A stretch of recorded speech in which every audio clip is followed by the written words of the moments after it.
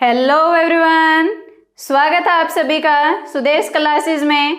और हम कर रहे थे बीएड फर्स्ट ईयर का एक subject pedagogy of physical science. ठीक है, उसकी हम थर्ड यूनिट कर रहे थे जिसका ये है अब पार्ट सेकंड। और आज के लेक्चर में ये थर्ड यूनिट जो है आपकी कंप्लीट हो जाएगी।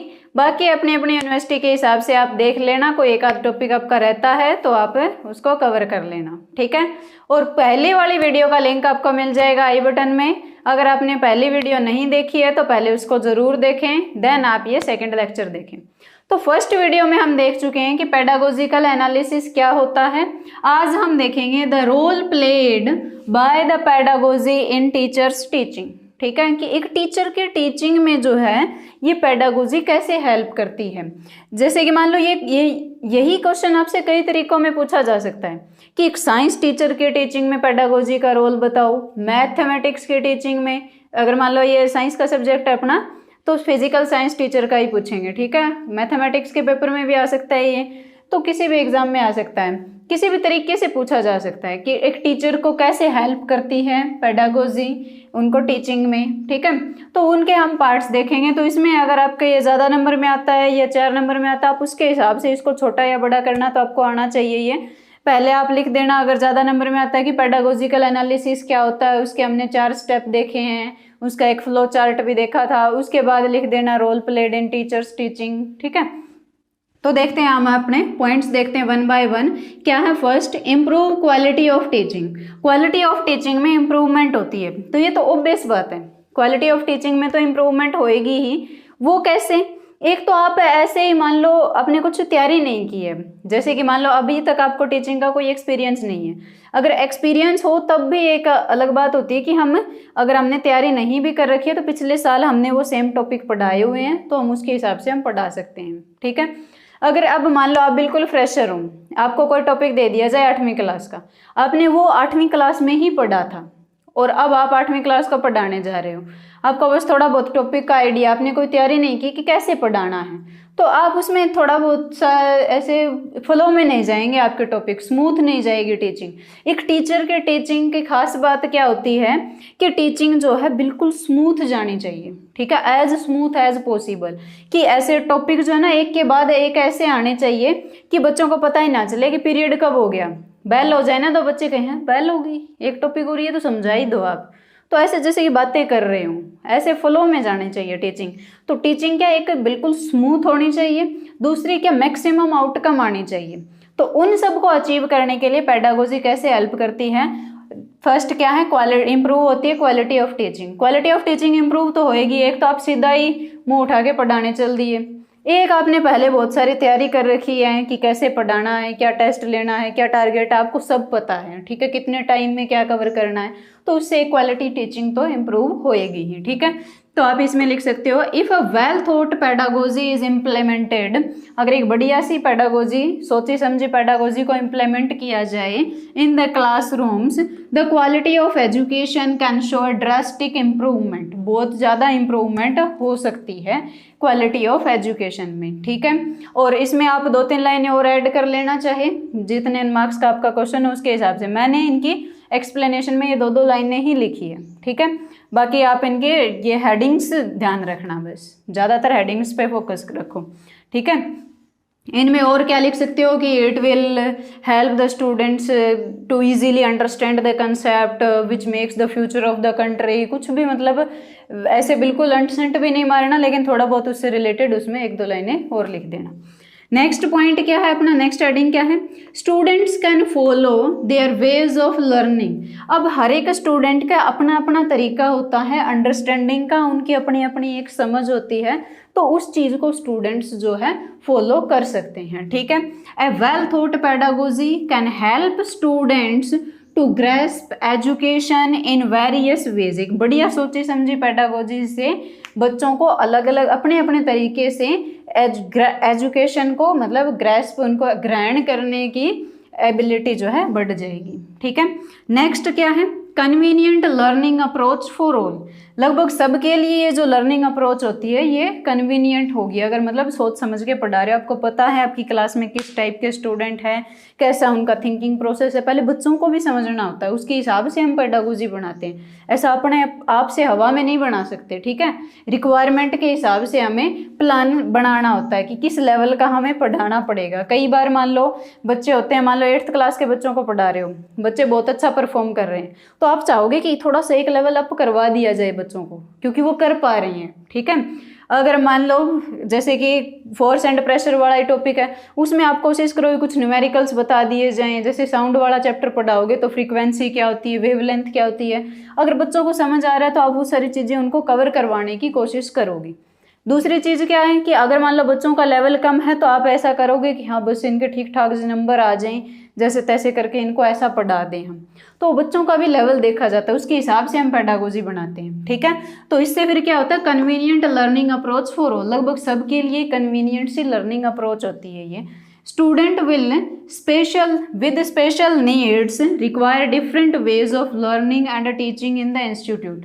और जो स्टूडेंट्स होते हैं स्पेशल नीड्स या स्पेशली एबल्ड स्टूडेंट, उनको अलग तरीके के लर्निंग अप्रोच की ज़रूरत होती है, एक अलग तरीके की टीचिंग की ज़रूरत होती है, तो वो भी उनको मिल जाती है उन इंस्टीट्यूट्स में, ठीक है।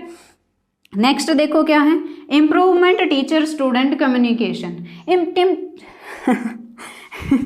टीचर स्टूडेंट कम्युनिकेशन, सॉरी भाई, टीचर स्टूडेंट कम्युनिकेशन तो इम्प्रूव होएगी, क्योंकि आप बच्चे को इतना अच्छे से उसकी भावनाओं को समझ रहे हो, उनकी अंडरस्टैंडिंग के हिसाब से कि वो कितना ग्रेस्प कर पा रहे हैं, उनकी अंडरस्टैंडिंग के हिसाब से आप पढ़ा रहे हो, ठीक है। और उनकी अंडरस्टैंडिंग के हिसाब से ही हमें पढ़ाना होता है, तो एक वेल कम्युनिकेशन सेट हो जाती है टीचर स्टूडेंट के बीच में। एक आप वैसे ही मतलब रैंडम पढ़ा रहे हो तो बहुत फ़र्क होता है बीच में।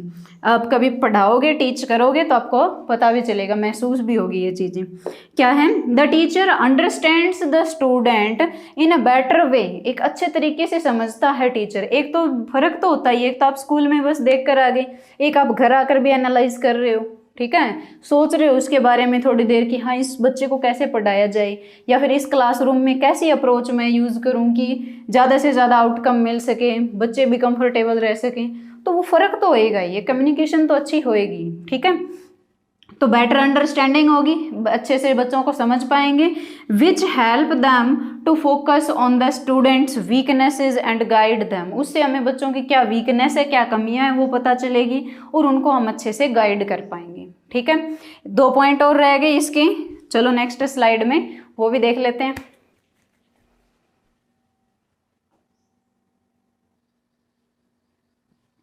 तो चलिए नेक्स्ट पॉइंट्स हम देख लेते हैं अपने क्या है। Eliminates monotonous learning. Monotonous learning को एलिमिनेट करते हैं, मतलब कि एक ही एक तरीके से पढ़े जा रहे हैं, उस चीज़ को रिमूव करते हैं, मतलब अलग अलग तरीके से बच्चे समझते हैं, उनके अलग अलग थॉट प्रोसेस अपना वो अप्लाई करते हैं, ठीक है।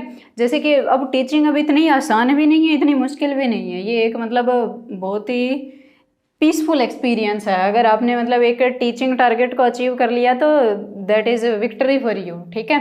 कैसे, जैसे कि मान लो क्लास में होते हैं 40 बच्चे, 40 बच्चों को 40 तरह के दिमाग, 40 तरीक़ों का उनका थॉट प्रोसेस, अलग अलग तरीक़ों से उनको समझ में आएगा।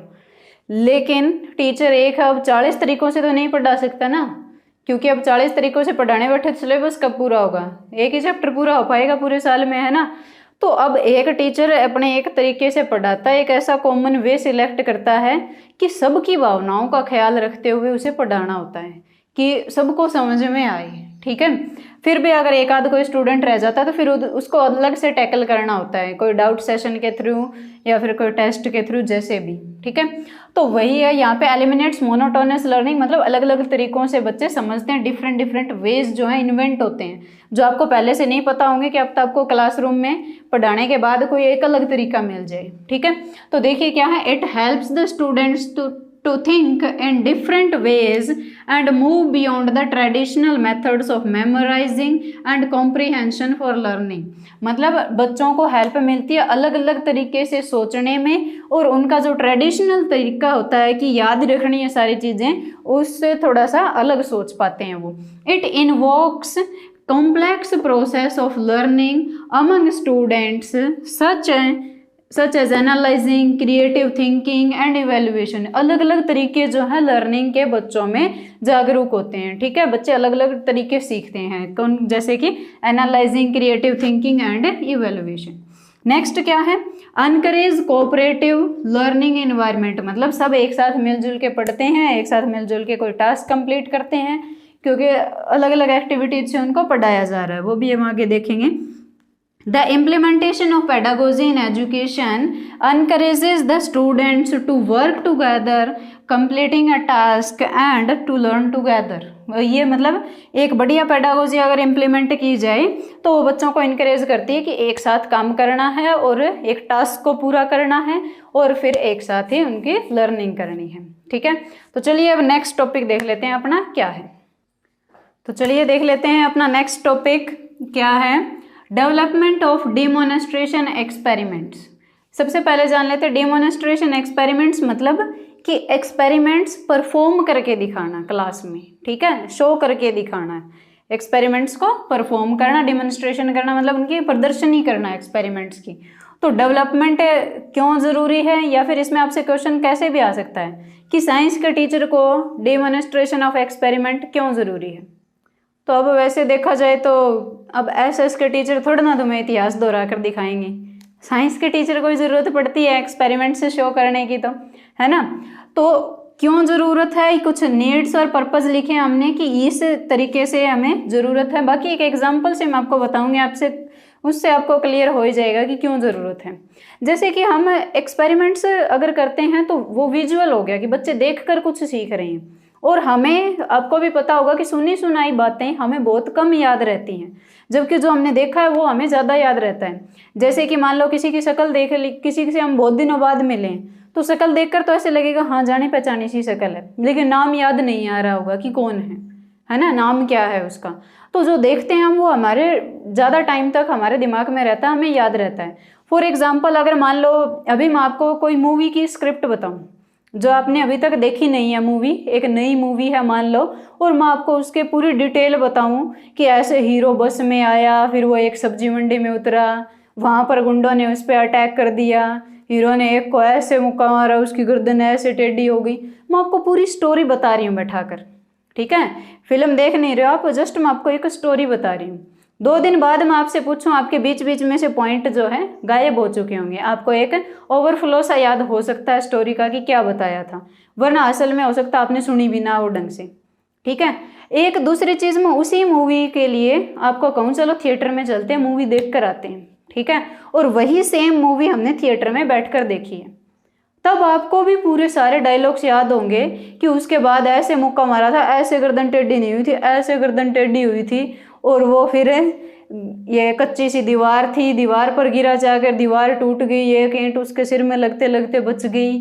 सारी आपको स्टोरी बिल्कुल अच्छे से याद रहेगी।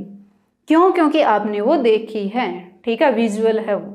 तो जो देखी हुई चीज़ें हैं वो हम ज़्यादा ऑब्जर्व करते हैं, और अब इससे क्या होगा, ऑब्जर्वेशन भी सबकी अलग अलग होती है, जबकि सुनी सुनाई चीज़ें हमें ज़्यादातर याद नहीं रहती, ज़्यादातर हमारा माइंड उसको एक्सेप्ट नहीं करता, मतलब प्रोसेस नहीं करता, याद रखने की कोशिश नहीं करता ज़्यादातर, ठीक है।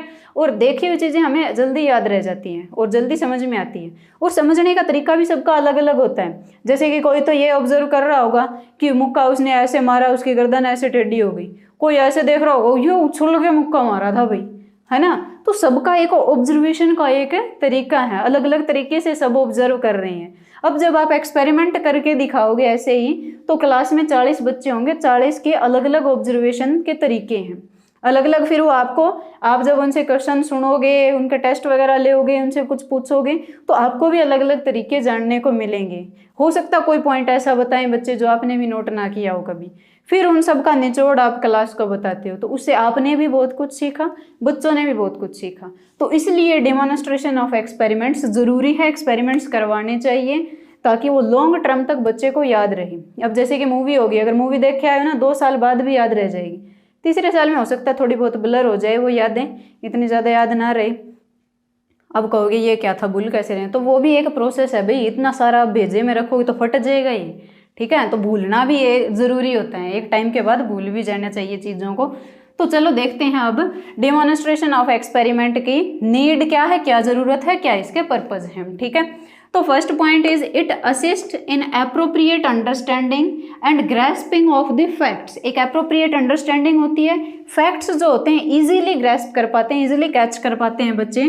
Principles, process and application concerned with the subject matter taught in the class. जो भी मैटर, सब्जेक्ट मैटर पढ़ाया जा रहा है उसका प्रोसेस, उसकी एप्लीकेशंस जब वो एक्सपेरिमेंट के थ्रू हम बताते हैं, एक्सपेरिमेंट शो करके दिखाते हैं तो इजीली समझ पाते हैं बच्चे।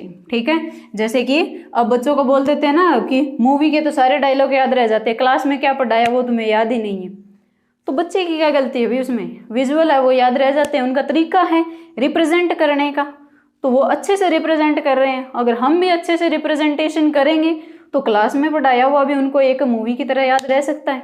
ठीक है, नेक्स्ट देखो क्या है, इट प्रोवाइड्स एन एक्टिविटी, एक एक्टिविटी प्रोवाइड करते, एक्टिविटी तो होएगी ऑब्वियसली, एक्सपेरिमेंट कर रहे हो तो, विच कैन बी प्रॉफिटेबल, उससे प्रॉफिट भी होगा क्योंकि लॉन्ग टर्म तक चीज़ें याद रह रही है। हाँ टाइम लग जाएगा, कईयों को लगता होगा वेस्टेज ऑफ टाइम है, लेकिन वो जो कंसेप्ट क्लियर होते हैं ना बच्चों के वो एकदम बढ़िया हो जाते हैं फिर। ठीक है, एंड इमोशनली सेटिस्फाइंग, इमोशनली भी सेटिस्फाइंग होती है। अब एक थोड़ा सा फन भी हो जाता है, अभी एक्सपेरिमेंट करते हैं तो थोड़े बहुत फनी एक्टिविटीज़ भी हो जाती हैं उसमें। नेक्स्ट क्या है, it helps to develop initiative, resourcefulness and cooperation. एक इनिशिएटिव, एक रिसोर्सफुलनेस, कोऑपरेशन, एक साथ काम करने की एबिलिटी, ये सारी चीज़ें जो है उससे डेवलप होती हैं एक्सपेरिमेंट डेमोन्स्ट्रेशन से। क्योंकि कई बार बच्चों के साथ मिलकर हमें करना था, कई बार टीचर अकेला एक्सपेरिमेंट परफॉर्म करता है, कई बार 2-3 बच्चों की हेल्प लेते हैं, कई बार बच्चों को ग्रुप में एक्सपेरिमेंट्स करने के लिए दे दिए जाते हैं, अपरेटस थमा दिए जाते हैं उनको जो मतलब करने लायक होते हैं बच्चों के, तो इससे ये सारी चीज़ें डेवलप होती हैं। नेक्स्ट क्या है, it is the sure test of any theory predicted and developed on purely theoretical basis. मतलब एक प्योर थ्योरेटिकल बेस पर कोई थ्योरी बना दी गई है, प्रिडिक्ट कर दी गई है, आपको भी बहुत सारी ऐसी थ्योरीज पढ़ी भी होंगी आपने, उनका एक श्योर टेस्ट हो जाता है कि वो अब मतलब अप्रूवल हो गया अब उनका बच्चों के लिए। ठीक है, नेक्स्ट क्या है, it develop scientific attitudes among the student. Scientific attitude तो डेवलप होएगा ही भाई, और ऊपर से it develops the interest for the topic, for the subject, interesting भी बन जाता है थोड़ा सा। नेक्स्ट क्या है, it makes the peoples self independent, self reliant and self confident. एक अलग ही कॉन्फिडेंस आ जाता है बच्चों में। अलग ही कॉन्फिडेंस कैसे, जैसे कि मान लो हो सकता है वो लिख ना पाए उस सब्जेक्ट को, उस टॉपिक को कि क्या पढ़ाया है, हो सकता है वो लिख ना पाए, लेकिन वो कहेंगे क्या अपनी लैंग्वेज में मैं इसको समझा सकता हूँ। अगर आप उससे क्वेश्चन पूछोगे तो उसको एक कॉन्फिडेंस रहता है कि हाँ मुझे भी समझ में आया है। ठीक है, तो वो एक कॉन्फिडेंस डेवलप होता है। इट प्रोवाइड्स, और कई बार उनको लगता है कि हाँ ये तो हम भी कर सकते हैं। ठीक है, नेक्स्ट क्या है, it provides a germinating as well as perpetuating ground for the creation of future scientist and lovers of scientific truths. जो साइंटिफिक ट्रूथ्स को बिलीव करते हैं और जो फ्यूचर साइंटिस्ट बनना चाहते हैं उनके लिए एक ग्राउंड क्रिएट करता है, उनके लिए बेसिस बनाने का काम करता है। ठीक है, तो ये कुछ नीड हैं, ये कुछ पर्पस हैं। एक और नीड जो मैं मेरी तरफ से बताना चाहूँगी कि हम जब पढ़ते थे, पढ़ रहे हैं अभी भी, उस टाइम पे क्या होता था, अब मान लो अब टीचर ने कह दिया कि ये ऐसे होता है, ये थ्योरी है, ऐसे मान लो, ऐसे होता तो मान लिया, है ना। आजकल के बच्चे मानते भी नहीं है भाई, इसलिए उनको एक्सपेरिमेंट्स शो करके दिखाने पड़ते हैं। वो मना कर देते हैं सीधा कि नहीं ऐसे कैसे हो सकता है, तो उनको शो करके दिखाने पड़ते हैं। उनमें एक क्रिएटिविटी है, उनके अंदर एक क्यूरियोसिटी है। ठीक है, हम ही थे पागल, पता नहीं क्यों मान लेते थे।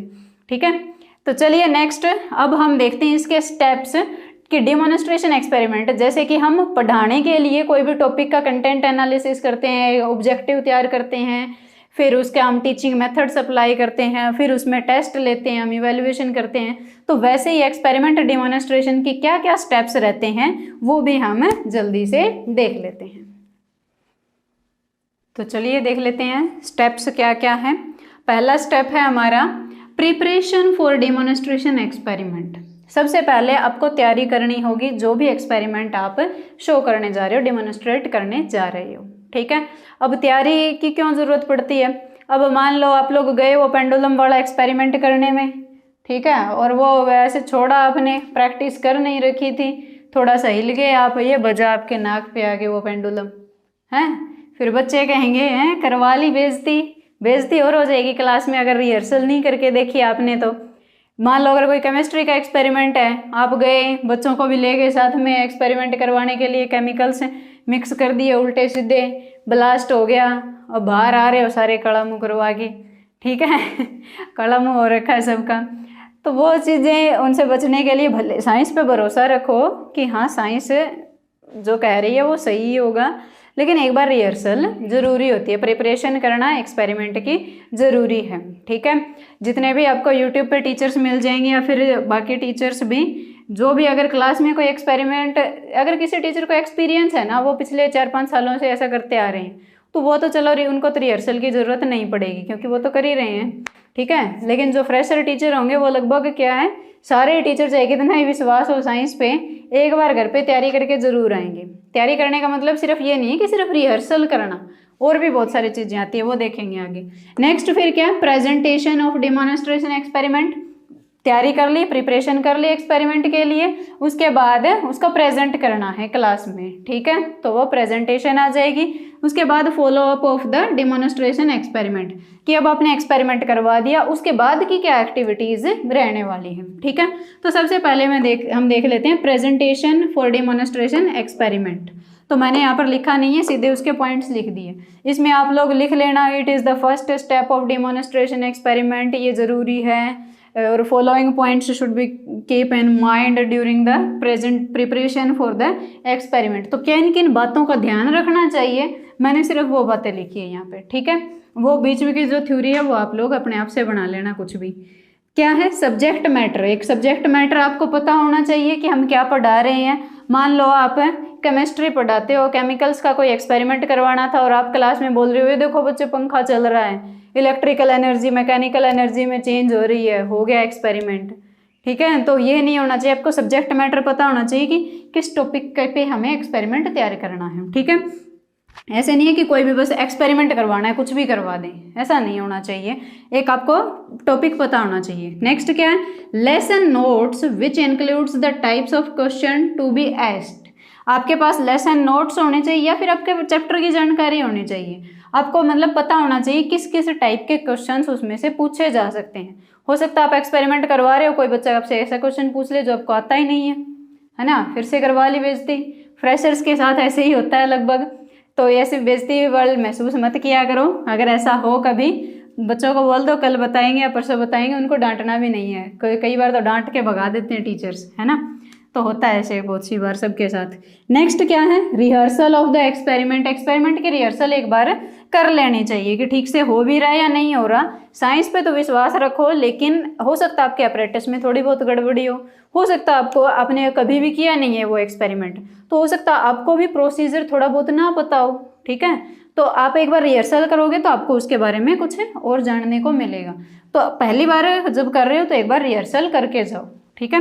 नेक्स्ट क्या है, collection and arrangement of apparatus needed. ये तो ज़रूरी है ही, एक्सपेरिमेंट करने के लिए क्या क्या अपरेटस चाहिए उनकी अरेंजमेंट तो करनी पड़ेगी, वो तो इकट्ठे करने ही पड़ेंगे, वरना क्या हवा में एक्सपेरिमेंट कर दोगे, ठीक है।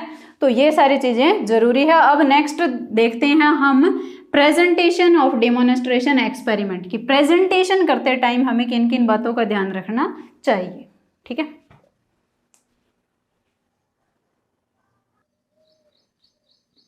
तो फिर देखिए, जो एक्सपेरिमेंट है वो तो हमें प्रेजेंट करना ही है। प्रेजेंटेशन के दौरान एक टीचर को क्या क्या बातें ध्यान रखनी होती है वो बता रही हूँ मैं आपको, ठीक है। आप प्रेजेंटेशन ऑफ डेमोन्स्ट्रेशन एक्सपेरिमेंट में लिख देना कि जब हम क्लास में परफॉर्म करके दिखाते हैं तो उसको प्रेजेंटेशन कहेंगे। अब उसके दौरान हमें क्या क्या पॉइंट्स जो है दिमाग में रखने चाहिए।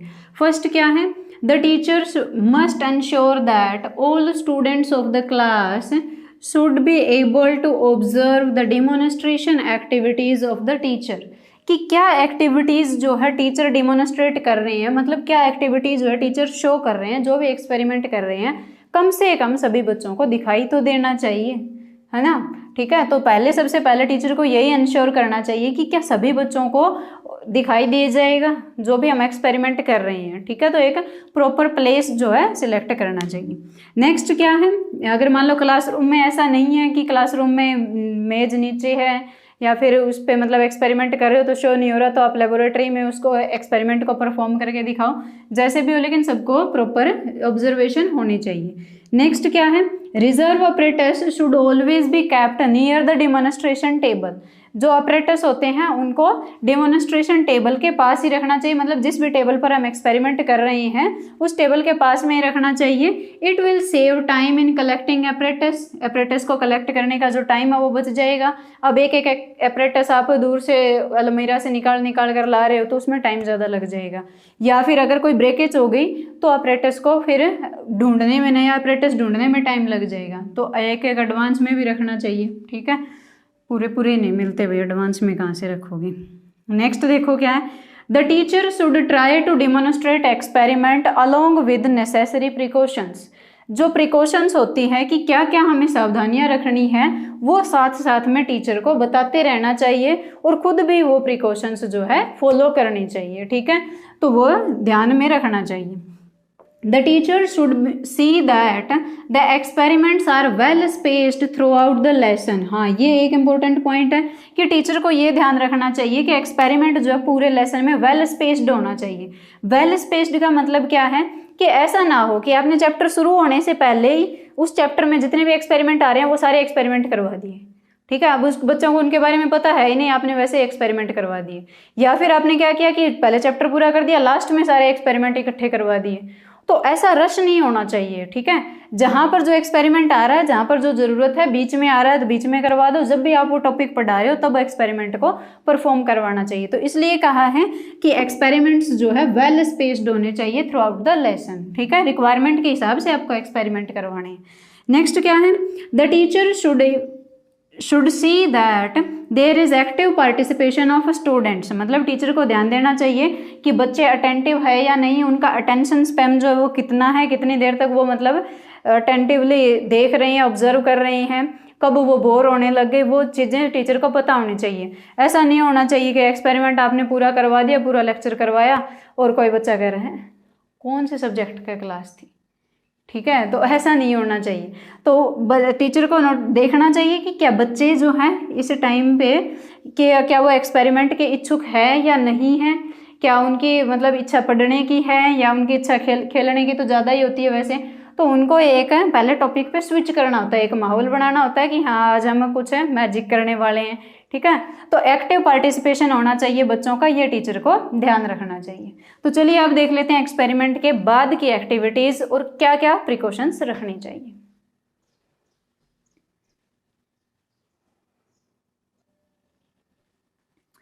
तो चलिए देखते हैं एक्सपेरिमेंट के बाद की एक्टिविटीज जो है क्या रहनी चाहिए। Follow up of the demonstration experiment की फॉलो कर लिया हमने, अब उसके बाद क्या करना है। तो सबसे पहला काम क्या होता है, the teacher should endeavour to place the equipment and used materials at the appropriate safe place. कि टीचर शुड एंडेवर मतलब टीचर को कोशिश करनी चाहिए, कोशिश क्या करनी चाहिए, टीचर को ये काम करना ही चाहिए कि जो भी इक्विपमेंट यूज हुए हैं, जो भी अपरेटस मटेरियल यूज हुए हैं, उनको एक सेफ प्लेस पर वापस रख दिया जाए। मतलब लेबोरेटरी में भी, अलमीरा में, जहाँ पर भी उनको एक मतलब सेफ प्लेस है वहाँ पर उनको उनकी जगह पर वापस रख देना चाहिए सारे अपरेटस को, ठीक है। अब ऐसा तो नहीं है ना बिखरा हुआ छोड़ देंगे क्लास में, वैसे ही पड़े रहेंगे, उनको वापस सेफ प्लेस पर रखना है। नेक्स्ट क्या है, the teacher must ask the students to report about the following. नीचे कुछ क्वेश्चन दिए गए हैं, ये क्वेश्चन जो है बच्चों से पूछने चाहिए। पहला क्वेश्चन क्या है, what was the purpose of demonstration. मतलब अभी अभी जो एक्सपेरिमेंट किया उसका क्या पर्पज था, उसका क्या ऑब्जेक्टिव था, क्यों किया हमने, वो क्वेश्चन बच्चों से पूछना चाहिए। फिर आंसर भी बच्चे बताएंगे पहले, फिर हम बताएंगे, ठीक है। फिर क्या है, what sort of equipment material were used in the experiment. Experiment में क्या क्या अपरेटस, क्या क्या इक्विपमेंट और मटेरियल यूज हुआ है वो बच्चों को पता होना चाहिए, और बच्चों को उनके नाम भी पता होने चाहिए। जैसे कि जो साइंस की लैंग्वेज में जो गिलास सा होता है ना, गिलास बोलते हैं नॉर्मल, तो हम उसको बीकर कहते हैं। नॉर्मल अगर बच्चा जाएगा पहली बार तो वो उसको गिलास कहेगा, है ना, तो उसको हमें बताना चाहिए कि ये बीकर है। चम्मच को स्पैचुला बोलते हैं, कटोरी सी होती है उसको चाइना डिश बोलते हैं, ठीक है। तो वो उनको नाम भी पता होने चाहिए, ठीक है, बताना चाहिए हमें साथ साथ। नेक्स्ट क्या है, what precautions were observed in performing the experiment, के एक्सपेरिमेंट को परफॉर्म करते टाइम उन्होंने क्या क्या सामने सावधानियां रखी है और उन्होंने क्या क्या सावधानियां ऑब्जर्व की है, वो सारी चीज़ें उनसे पूछनी चाहिए कि अगर वो फ्यूचर में वो ये एक्सपेरिमेंट करें तो किन किन बातों का वो ध्यान रखेंगे। नेक्स्ट क्या, mention the procedure adopted for the experimental work, जो हमने क्या प्रोसीजर किया है ये एक्सपेरिमेंटल वर्क करने के लिए, वो पूरा प्रोसेस भी उनको पता होना चाहिए। ठीक है, और क्या है, हमें जब एक्सपेरिमेंट करने के बाद जो है टीचर को ये एनालाइज भी करना चाहिए कि क्या जो ऑब्जेक्टिव उन्होंने बनाए थे कि हाँ ये एक टारगेट अचीव करना है इस एक्सपेरिमेंट के थ्रू, क्या वो ऑब्जेक्टिव अचीव हुए हैं, क्या वो टारगेट अचीव हुआ है। अगर वो टारगेट अचीव नहीं हुआ है तो हो सकता है हमें एक्सपेरिमेंट रिपीट करना पड़ सकता है या फिर ओरल हमें पढ़ाना पड़ सकता है, जैसे भी है कुछ अनदर अटेम्प्ट्स हमें करने होंगे उस पर्टिकुलर टारगेट को अचीव करने के लिए। ठीक है, कई बार डेमोन्स्ट्रेशन में भी क्या है, एक्सपेरिमेंट जब हम करते हैं तो इनमें भी गड़बड़ी हो जाती है। अब वो गड़बड़ी क्या क्या हो जाती है कि कई बार हम प्रॉपर क्वेश्चन नहीं पूछ पाते, कई बार हम ढंग से क्वेश्चन नहीं पूछ पाते, कई बार क्या होता है कि टीचर की लैंग्वेज प्रॉपर नहीं होती, बच्चों को समझ नहीं आता, कई बार हमारे पास प्रॉपर अपरेटस नहीं होते तो भी दिक्कत हो जाती है, कई बार अपरेटस तो होते हैं सारे लेकिन अपरेटस, अब एक आध अपरेटस ऐसा होगा जो ढंग से काम नहीं कर रहा है, नॉट अप्रोप्रिएटली वर्किंग। ठीक है, तब भी डेमोन्स्ट्रेशन एक्सपेरिमेंट करने में दिक्कत आती है। ठीक है, और क्या हो सकता है बच्चे क्यूरियस ही ना हो, बच्चे करना ही ना चाहते हो, बच्चे आप एक्सपेरिमेंट करवा रहे हो फुल एनर्जी से, बच्चे ऐसे बैठे हैं क्या टाइम पास कर रहे हैं, है ना, तो वो नहीं होना चाहिए। तो ये भी मतलब एक कॉमन एरर होते हैं डेमोन्स्ट्रेशन एक्सपेरिमेंट में जो आ जाते हैं कि most of the time apparatus की दिक्कत होती है, या तो मिलते नहीं है, सारे मिल जाते हैं तो कोई प्रॉपरली वर्क नहीं कर रहा होता, कई बार क्या होता है बच्चे क्यूरियस नहीं होते, कई बार टीचर की लैंग्वेज समझ में नहीं आती, कई बार होता है कि और क्या दिक्कतें आ सकती है, कई बार टीचर को ढंग से प्रोसीजर ना पता हो, क्या पता बीच में कोई मिस्टेक हो जाए, तो बहुत सारे एरर्स हैं इसमें आते रहते हैं कॉमन। ठीक है, तो demonstration, development of demonstration experiment, कुछ भी आए आप इसमें ये लिख सकते हो, क्वेश्चन को अलग अलग तरीके से आपसे पूछा जाएगा, आंसर तो यही रहना है। ठीक है, तो देखते हैं, चलिए अब अपना नेक्स्ट टॉपिक, कह दूं तुम्हें या चुप रहूं, दिल में मेरे है जो छिपा। चलो भी देखते हैं नेक्स्ट अपना टॉपिक क्या है, थॉट प्रोवोकिंग क्वेश्चंस। ठीक है, जो भी दिल में छुपा है यहाँ से निकलवा लिया जाएगा थॉट प्रोवोकिंग क्वेश्चंस के थ्रू। ठीक है, तो देखते हैं थॉट प्रोवोकिंग क्वेश्चंस क्या होते हैं। उससे पहले क्वेश्चनिंग की इंपॉर्टेंस क्यों है, किस टाइप के क्वेश्चंस अच्छे होते हैं, कैसे क्वेश्चन पूछने चाहिए और कौन से क्वेश्चन डिफेक्टिव होते हैं, वो सारी चीज़ें देख लेते हैं। देखिए क्या है importance of questioning, the questions play a great role in making the subject matter simple and clear. Questions पूछ कर ही हम सब्जेक्ट मैटर को सिंपल और क्लियर बनाते हैं, और क्वेश्चन पूछने से एक और वो होता है एडवांसमेंट, मतलब एडवांटेज, कि बच्चे थोड़े से अटेंटिव हो जाते हैं, है ना, कि अब मेरी बारी आ जाएगी, तो वो क्वेश्चनिंग से थोड़े से एक अटेंटिवनेस, एक ये क्यूरियोसिटी बनी रहती है बच्चे में। फिर क्या, efficiency of teaching depends upon asking questions कैसे पूछ रहे हैं हम उस पर डिपेंड करती है efficiency of teaching. New teachers, जो नए टीचर हैं, एंड द प्यूपिल टीचर्स, प्यूपिल मतलब स्टूडेंट और टीचर अब अलग अलग नहीं है। प्यूपिल टीचर का मतलब अब आप बीएड के स्टूडेंट हो, ठीक है, अब आपके 4 महीने की ट्रेनिंग लगेगी या फिर जितनी भी आपके यूनिवर्सिटी के हिसाब से, तो आप क्या बन गए, प्यूपिल टीचर बन गए। आप बीएड के स्टूडेंट हो और आप पढ़ाने जा रहे हो, ठीक है, तो आप प्यूपिल टीचर हो, ठीक है। तो pupil teacher should specially pay attention to the following things. तो आपको पता होना चाहिए जब हम क्वेश्चन पूछेंगे किस तरीके से हमें पूछने चाहिए, ये चीजें आपको पता होनी चाहिए। पहले क्या, what is the objective of asking questions, कि ऐसे ही रैंडम क्वेश्चन पूछे जा रहे हो कि हाँ घर में सब लोग कैसे हैं, क्या खाना खाया आज सुबह, ऐसे ही रैंडम क्वेश्चन पूछ रहे हो, या फिर उसका कुछ ऑब्जेक्टिव भी है, कुछ पर्पस भी होना चाहिए क्वेश्चन का, ठीक है, कि क्या पूछ रहे हो, क्यों पूछ रहे हो। तो पहला क्वेश्चन पूछने से पहले माइंड में आना चाहिए what is the objective of asking questions, कि हम क्यों क्वेश्चन पूछ रहे हैं, ठीक है। नेक्स्ट क्या है, how many types of questions are there, कि कितने कितने टाइप के क्वेश्चन हो सकते हैं, वो हमें पता होने चाहिए। What are the qualities of good questions, अच्छे क्वेश्चंस में क्या क्या क्वालिटीज होनी चाहिए। Next one is which question have defects, कौन सा ऐसे क्वेश्चन कौन से होते हैं जो मतलब ज़्यादातर नहीं पूछने चाहिए, मतलब डिफेक्ट्स होते हैं जिनमें, अभी देखेंगे ऐसे। आगे वाला क्या है, हाउ आर द क्वेश्चंस एस्क्ड, कैसे पूछना चाहिए, क्वेश्चन पूछने का भी एक तरीका होता है, तो क्या तरीका सही रहता है क्वेश्चन पूछने का। तो ये सारी चीज़ें भी अब हम 1 बाय 1 देखेंगे कि क्या होती हैं। सबसे पहले देख लेते हैं एम या फिर ऑब्जेक्टिव ऑफ आस्किंग क्वेश्चंस, कि हम क्वेश्चंस पूछते ही क्यों हैं। ठीक है,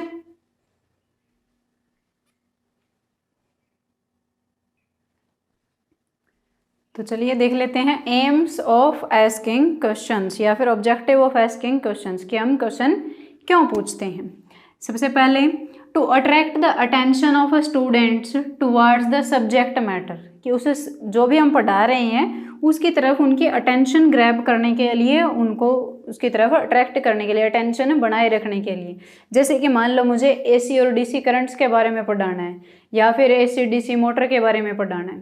ठीक है, तो क्या करें, एक एग्जांपल ले लें, मान लो बच्चों को कह दें पंखा कैसे चलता है।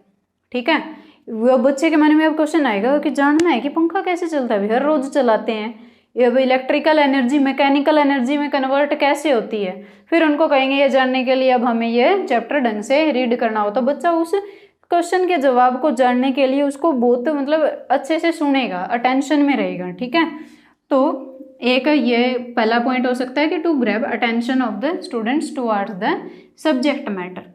Next one is to connect the earlier experiences of the child to the new ones, मतलब उनकी प्रीवियस नॉलेज टेस्ट करने के लिए भी हम क्वेश्चंस पूछते हैं, ताकि हमें पता चले कि पिछली क्लास से या फिर प्रीवियस एक्सपीरियंस का उन्हें कितना याद है, कितना वो भूल चुके हैं या फिर कितना उन्होंने पढ़ा हुआ है।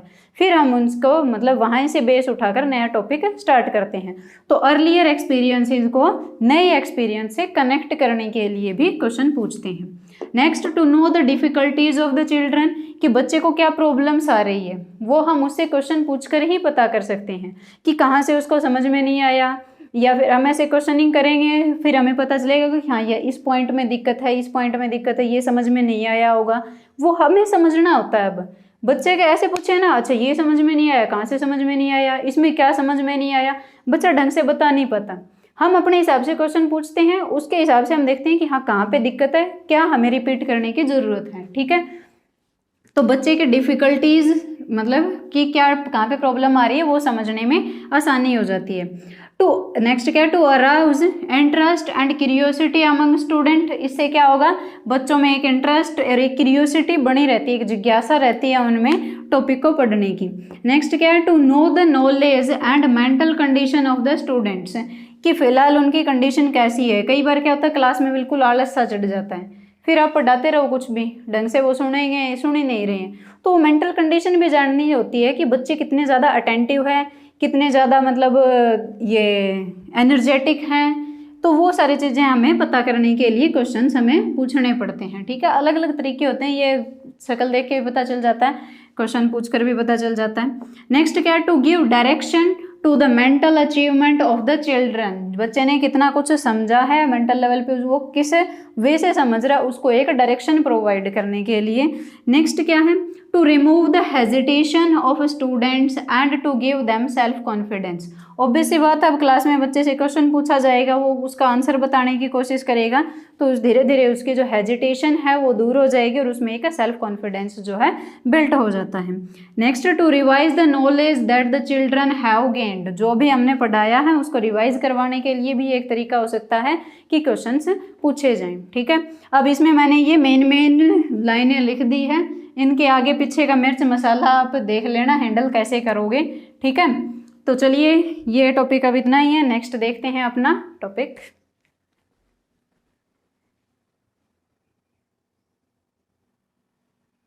तो चलिए अब देख लेते हैं अलग अलग टाइप्स के क्वेश्चंस कौन कौन से होते हैं। तो ब्रॉड डिवीजन मतलब एक मोटे मोटे से लेवल पर क्वेश्चंस को दो कैटेगरी में डिवाइड किया गया है।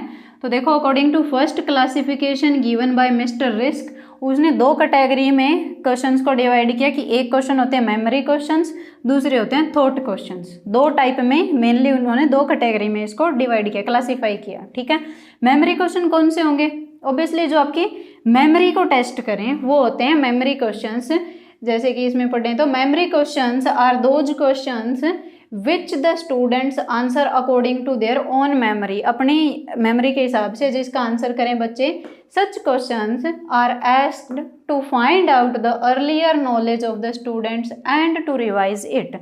ऐसे क्वेश्चन पूछे जाते हैं बच्चे की पहले की नॉलेज को जानने के लिए और उसको रिवाइज करवाने के लिए कि कितना कुछ याद है, मेमोरी कितनी है। ठीक है, नेक्स्ट टाइप का क्वेश्चन है थॉट क्वेश्चन। थॉट क्वेश्चन मतलब जहाँ पे बच्चे को सोचना पड़े। ठीक है, जैसे कि thought questions involve such questions that induce the children to think, imagine और यूज लॉजिक टू आंसर।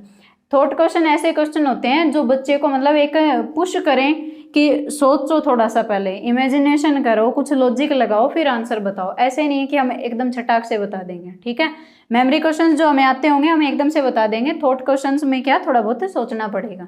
जैसे कि फॉर एग्जांपल मैं आपसे पूछूं कि पहला विश्व युद्ध कब हुआ, ठीक है, तो ये क्या है, एक मेमोरी क्वेश्चन है। अगर आपको सन याद आप एग्जैक्टली एकदम से बता दोगे, नहीं याद है तो नहीं है भाई, कुछ नहीं सोच सकते इसमें। ठीक है, नेक्स्ट क्या है फिर, अगर इसी में मैं पूछूं आपसे एक थॉट क्वेश्चन कि पहला विश्व युद्ध क्यों हुआ, ठीक है, तो अब एक वैरायटी ऑफ फैक्टर्स आपके माइंड में आ रहे होंगे कि ये भी हो सकता है, ये रीजन हो सकता है, ये हो सकता है, तो वो है थॉट क्वेश्चन। ठीक है, कि आप थॉट कर रहे हो मतलब सोच रहे हो, इमेजिन कर रहे हो, लॉजिक लगा रहे हो, फिर सबका कंक्लूजन निकाल के एक आंसर बता रहे हो। ठीक है, तो मेमोरी क्वेश्चन जिसमें सिर्फ मेमोरी की टेस्टिंग होती है, थॉट क्वेश्चंस जिसमें बच्चा सोचता है, इमेजिन करता है, कुछ लॉजिक यूज करता है, फिर आंसर बताता है। ठीक है, अब इन दो के अलावा दूसरी क्लासिफिकेशन के हिसाब से क्वेश्चंस को दो पार्ट में डिवाइड किया गया कि एक होता है ट्रेनिंग टाइप क्वेश्चन, दूसरे होते हैं टेस्टिंग क्वेश्चन। ठीक है, ये एक अलग क्लासिफिकेशन है, ये एक अनदर क्लासिफिकेशन के हिसाब से भी मेनली दो पार्ट में डिवाइड किया गया, ट्रेनिंग और टेस्टिंग क्वेश्चन। ट्रेनिंग क्वेश्चन कौन से होते हैं, जिनमें आपको ट्रेन किया जाता है कि कैसे आपको थॉट प्रोसेस करना है, कैसे सोचना है, कैसे इमेजिन करना है, क्या क्या लॉजिक हम यूज कर सकते हैं, वो चीज़ें बताई जाती है ट्रेनिंग क्वेश्चंस। ठीक है, वो होते हैं ट्रेनिंग क्वेश्चंस। और टेस्टिंग क्वेश्चन फिर उन चीज़ों का टेस्ट करना, मेमोरी की भी टेस्टिंग होती है, नॉलेज की भी टेस्टिंग होती है, और कितनी आपकी मतलब थिंकिंग स्किल्स हैं, कितना आप लॉजिक्स को यूज़ कर रहे हो, उन सब की टेस्टिंग होती है, तो वो होते हैं टेस्टिंग क्वेश्चंस। टेस्टिंग क्वेश्चंस के थ्रू एक टीचर मतलब बड़ी आसानी से पता लगा सकता है कि कितना उन्होंने पढ़ाया और कितना बच्चे को आता है। ठीक है, मतलब प्रॉपर टेस्ट ही हो जाता है एक तरीके से उनका। अब कुछ अनदर टाइप्स के क्वेश्चन भी होते हैं, उनको भी देख लेते हैं थोड़ा सा कि और कौन कौन से होते हैं। ठीक है,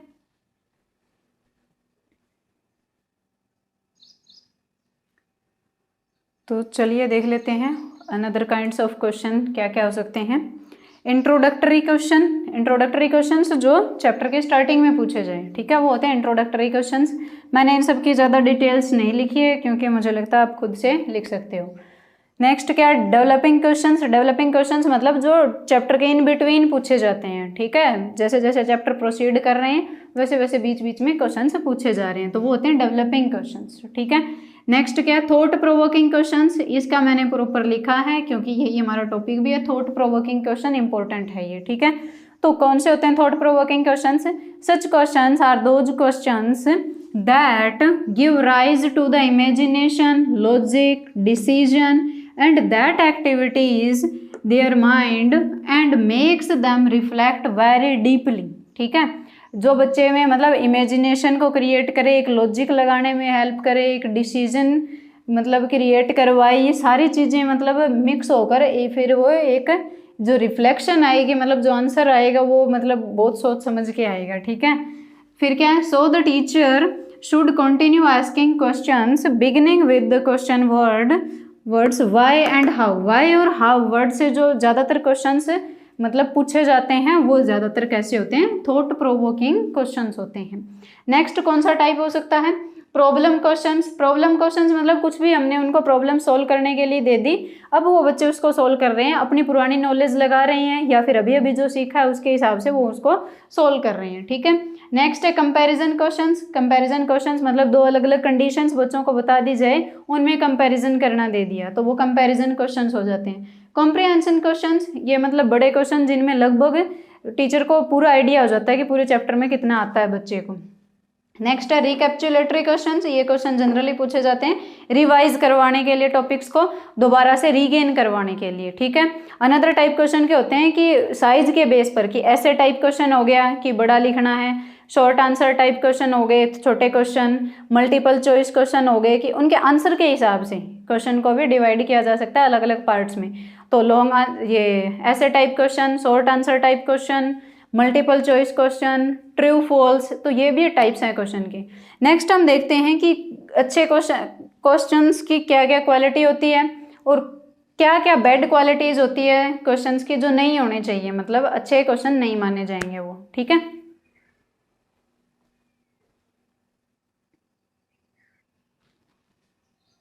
तो चलिए देख लेते हैं कैरेक्टरिस्टिक्स ऑफ गुड क्वेश्चंस की, अच्छे क्वेश्चंस की क्या क्या क्वालिटीज होती हैं। तो पहला रियलाइजेशन ऑफ एम, कि जो हमें टारगेट अचीव करना था, जो एम था हमारा वो रियलाइज होना चाहिए, वो अचीव होना चाहिए, ऐसे क्वेश्चंस हमें पूछने चाहिए। नेक्स्ट लैंग्वेज, लैंग्वेज जो है क्वेश्चन की इजी होनी चाहिए, ठीक है। लैंग्वेज ज़्यादा हार्ड नहीं होनी चाहिए, इतनी हार्ड ना हो कि बच्चे को समझ में ही ना आए। बच्चे का लेवल देखते हुए कि कौन सी क्लास का बच्चा है उस हिसाब से लैंग्वेज हमें पुट करनी है, ठीक है।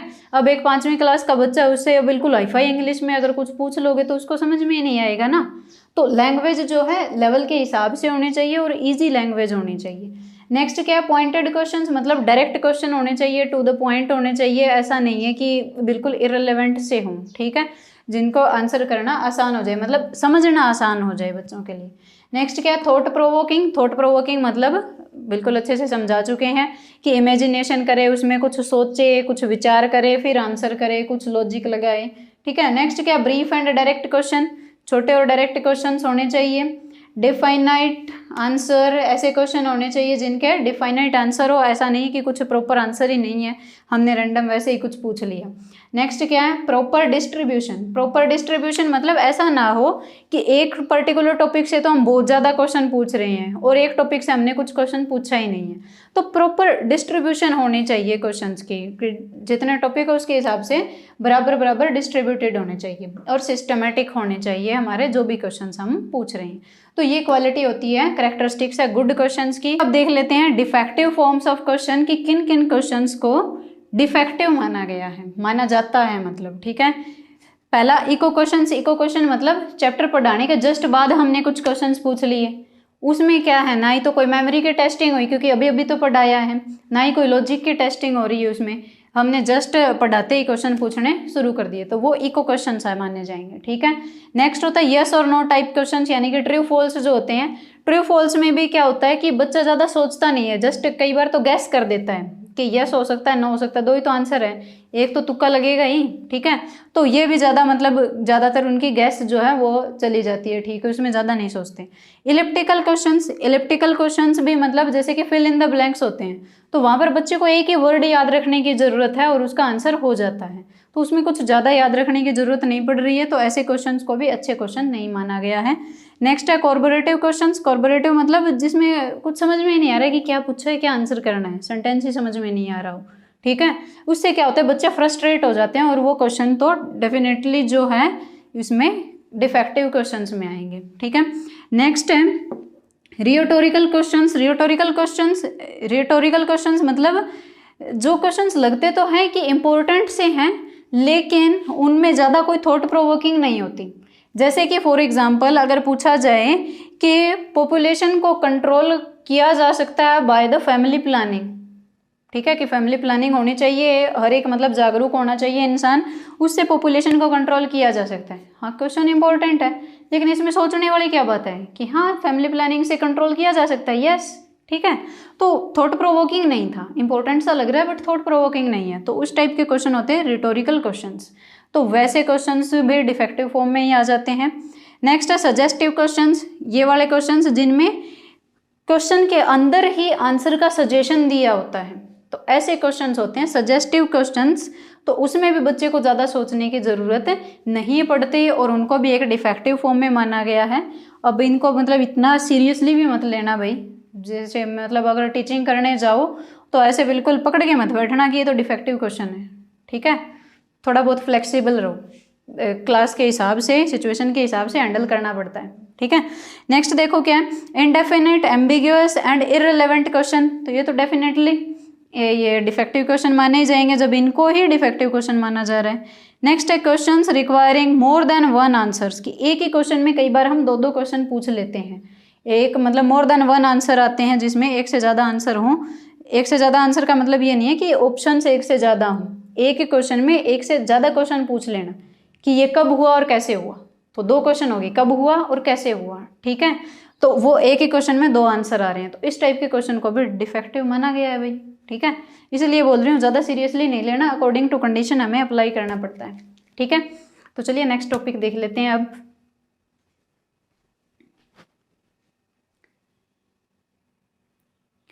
तो देखिए हाउ टू आस्क क्वेश्चन, की क्वेश्चन कैसे पूछने चाहिए, ये मैंने लिखे नहीं है पॉइंट्स, वैसे ही मैं आपको बता देती हूँ। ठीक है, क्वेश्चन से पूछते टाइम टीचर को एक तो क्लास में ऐसे इधर उधर घूमते हुए नहीं रहना चाहिए। While asking the question, teacher should stand in the middle of the classroom, की बिल्कुल क्लास के सामने बीच में खड़े रह के आराम से क्वेश्चन पूछने चाहिए।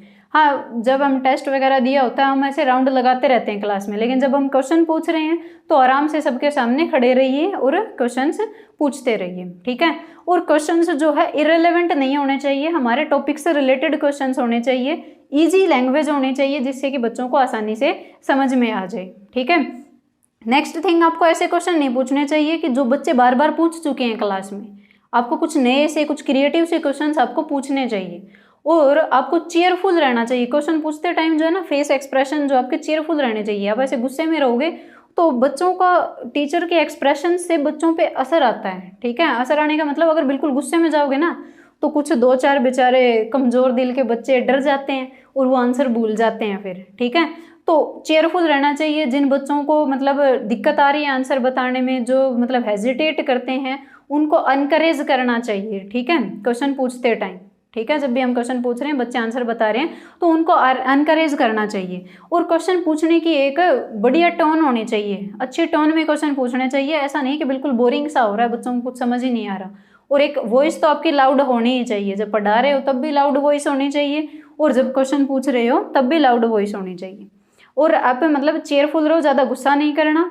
जब सबसे, क्योंकि गुस्सा करोगे तो वो भूल जाएंगे आपसे, डरने लग जाएंगे। ठीक है, हाँ, अगर मतलब ज़्यादा ही गुस्सा आ रहा है तो कुछ टाइम कंट्रोल करो। जब सबसे क्वेश्चन पूछ लिए जाएं फिर भैया जो लबड़ धक्का ले लो सारा नंबर। ठीक है, तो ऐसे, लेकिन जब क्वेश्चन पूछ रहे हो तो धीरज रखो। ठीक है, और क्वेश्चंस में मतलब ऐसे स्टूपिड से क्वेश्चन नहीं डालने चाहिए। स्टूपिड तो नहीं कहेंगे, चलो कई बार जनरल पूछने पड़ जाते हैं, लेकिन बचना चाहिए इन चीज़ों से कि हु विल आंसर दिस, कि कौन इसका आंसर करेगा। तो कुछ क्लासें तो ऐसी होगी बहुत ज़्यादा एक्टिव होती हैं, वो तो मैं आंसर बताऊंगा, मैं बताऊंगा, ऐसे चिल्लाने लग जाएंगे बच्चे, बहुत ज़्यादा शोर हो जाएगा अगर बहुत ज़्यादा एक्टिव क्लास है तो। और कई क्लास ऐसे होंगी बोरिंग सी, वो उनमें से कोई भी बच्चा खड़ा नहीं होगा, जिसको आंसर आ भी रहा होगा वो भी नहीं बताएगा, वो भी आराम से बैठे रहेंगे। ये तो ऐसे मतलब पड़पच्चे नहीं करने होते। ठीक है, नौटंकी नहीं करनी होती, सीधा कहो यू स्टैंड अप, जो भी नाम है उसका, बच्चे का नाम लो और stand up and answer the question. ठीक है, ऐसे जनरल पूछने से बचें, क्योंकि अगर ज़्यादा एक्टिव क्लास है तो बहुत ज़्यादा शोर हो जाएगा। अगर एक्टिव नहीं है क्लास इतनी तो कोई आंसर बताएगा ही नहीं फिर। ठीक है, एक आध को आता होगा वो भी नहीं बोलेंगे। तो इसलिए बच्चों के नाम याद रहने चाहिए टीचर को। ठीक है, कि नाम लेकर क्वेश्चन पूछे जाएं। तो इस टाइप के क्वेश्चन पूछने चाहिए। और अब अपना लास्ट टॉपिक है मेरी तरफ से, तो भाई आपकी तरफ से देख लेना क्या है। एक टॉपिक और रहता है, वो और कर लेते हैं फटाफट से, फिर अपनी यूनिट जो है कंप्लीट हो जाएगी। तो देखिए नेक्स्ट टॉपिक है अपना criterion reference test and norms reference test. ठीक है, अब इन दोनों के डिफरेंस लिख नहीं रही, लास्ट में मैं एक हो सके तो पेज की फ़ोटो शेयर कर दूँगी, वहाँ से आप देख लेना। मैं समझा देती हूँ आपको कि क्राइटेरियन रेफरेंस टेस्ट क्या होते हैं और नॉर्म्स रेफरेंस टेस्ट क्या होते हैं। क्राइटेरियन रेफरेंस टेस्ट का मतलब होता है कि बच्चों का आपस में कंपैरिजन नहीं किया जाता। नॉर्म्स रेफरेंस टेस्ट के उनको मार्क्स के बेस पर उनको मतलब कंपैरिजन कर दी जाती है। जैसे कि मान लो एक बच्चे के मार्क्स आए 95 और एक बच्चे के मार्क्स आए 94, तो इसको फर्स्ट पोजीशन पे कर दिया जाएगा, इसको सेकंड पोजीशन पे कर दिया जाएगा। ठीक है, तो उनको मार्क्स के हिसाब से उनकी जजमेंट की जाती है कौन सा बच्चा कितना अच्छा है। लेकिन क्राइटेरियन रेफरेंस टेस्ट में क्या होता है कि पहले से स्टैंडर्ड्स डिसाइडेड होते हैं, प्री डिफाइंड स्टैंडर्ड्स होते हैं उनसे कंपैरिजन करते हैं और वहाँ से पता चलता है। जैसे कि मान लो क्राइटेरियन रेफरेंस टेस्ट में मान लो 80 अबोव वाले बच्चों को ए ग्रेड मिल रहा है, ठीक है, 80 अबोव, ठीक है, 80 प्लस मार्क्स जिनके आ रहे हैं उनको ए ग्रेड मिल रहा है। तो 80 प्लस में अगर किसी बच्चे के 81 मार्क्स आए हैं तो वो बच्चा भी ए ग्रेड का माना जाएगा। अगर किसी और बच्चे के मान लो 95 मार्क्स आए हैं तो वो भी ए ग्रेड का बच्चा माना जाएगा, ठीक है। तो क्राइटेरियन रेफरेंस टेस्ट में क्या है, बच्चों का आपस में इतना कंपटीशन नहीं होता, ठीक है। बच्चों का होता है कि हाँ ए ग्रेड आई है, इसमें अब हमें मास्टरी करनी है, ठीक है। लेकिन यहाँ पर क्या होता है, बच्चों का आपस में बहुत कंपटीशन होता है, इससे बच्चे एक दूसरे से जेलस भी करने लग जाते हैं। कई बार वो अपने टारगेट से भी हट जाते हैं, उनको ध्यान नहीं रहता कि उनके टारगेट से क्या थे, वो एक दूसरे से जेलसी में अपना मतलब करते रहते हैं, पढ़ते रहते हैं।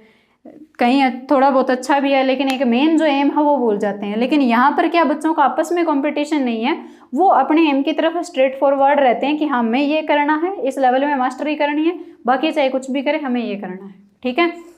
तो वो वहाँ पर एक कंपटीशन की भावना जो है क्राइटेरियन रेफरेंस टेस्ट में थोड़ी सी कम हो जाती है, लेकिन यहाँ पर कंपटीशन ज़्यादा होता है क्योंकि यहाँ पे नंबर के हिसाब से पोजीशन बता दी जाती है और इन्हीं नंबरों के हिसाब से कंपैरिजन करके स्टेट लेवल पर पोजीशन बता देंगे, क्लास में पोजीशन बता देंगे, स्कूल में पोजीशन बता देंगे, वो पोजीशंस जो है बता दी जाती है। तो वो होते हैं नॉर्म्स रेफरेंस टेस्ट, ठीक है।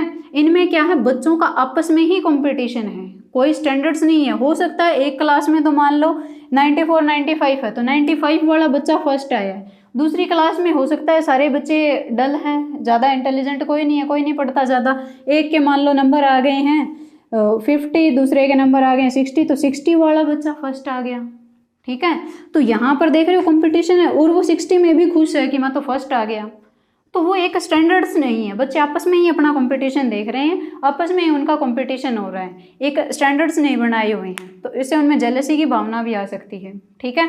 तो आई होप आपको समझ में आ गया होगा क्राइटेरियन रेफरेंस टेस्ट कैसे होते हैं और नॉर्म्स रेफरेंस टेस्ट कैसे होते हैं। हो सके तो मैं वो फोटो ज़रूर शेयर करूँगी आपके साथ, वरना आपके पास बुक तो होगी, वहाँ से इनके डिफरेंस रीड कर लेना, जस्ट हो जाएंगे आपके, ठीक है। तो मेरे हिसाब से मेरी तरफ से तो यहाँ तक अपनी 3rd यूनिट जो है वो कंप्लीट हो गई है और आपके क्वेश्चंस भी अटेम्प्ट हो जाने चाहिए। बाकी आप अपनी यूनिवर्सिटी सिलेबस के हिसाब से देख लेना, ठीक है। See you, bye bye, all the best for your exam and like, comment, share and subscribe. और ज़रूर बताना मुझे कमेंट करके कि कैसी लगी वीडियो, ठीक है, और क्या क्या सुधार करने की ज़रूरत है वो भी बताना, ठीक है। मिलते हैं नेक्स्ट वीडियो में, तब तक के लिए take care, tata, bye bye.